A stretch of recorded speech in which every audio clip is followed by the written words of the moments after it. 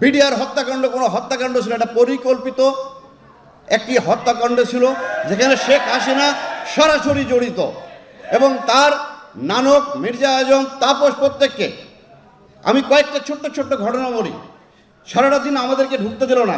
সেনাবাহিনী আসলো, এসে আমার কাছে, তখন মেজর ওয়াকার ওয়াইসি ছিলেন 17 বেঙ্গলের, এখন বর্তমান সেনাপ্রধান। উনি একটা কোম্পানি নিয়ে আসলেন, আমাকে বলে, জামান এখানে কি করব? আমি বলি, স্যার আপনাকে কি বলেছে? বলে যে না, আমাকে তো ভিতরে ঢুকতে নিষেধ করছে। তো বলেছে, স্যার তাহলে তো আসলেন কেন আপনারা? কেউ যদি ভিতরে না ঢুকি তো ওনারা খালি হাতে যুদ্ধ করবে। এর ভিতরে কর্নেল গুলজার আমাকে ফোন দিল 10টার থেকে 10:15টার দিকে, জামান তুই কোথায়, তুই তাড়াতাড়ি আমাকে বাঁচা, এরা এখন অর্গানাইজ না। আমি বলি, স্যার আমি এসে গেছি স্যার, আমাদের ঢুকতে দিচ্ছে না। কর্নেল এমদাদ, আপনারা জানেন, one of the best commando of Bangladesh, 500 জাম করেছিলেন উনি, ওনার জানে ভয় করে কিছু ছিল না। এই কর্নেল এমদাদ আমার, জামান তুই একটা প্লাটুন নিয়ে ভিতরে আয়।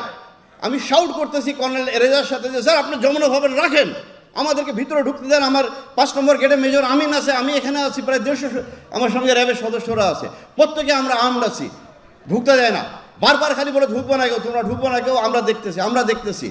এর ভিতরে আপনার আমার কোর্স মেজর হাসান ফোন করলো, দোস্ত তুই আয়, এরা আমাদেরকে মেরে ফেলবে। আমি বলছি আমি ঢুকতেছি, আমি একটু আগে যাই, গুলি আসে, আমি আবার ডানে যাই, বামে যাই, আমার সামনে দেখলে একটা ছোট্ট বাচ্চা মারা গেল।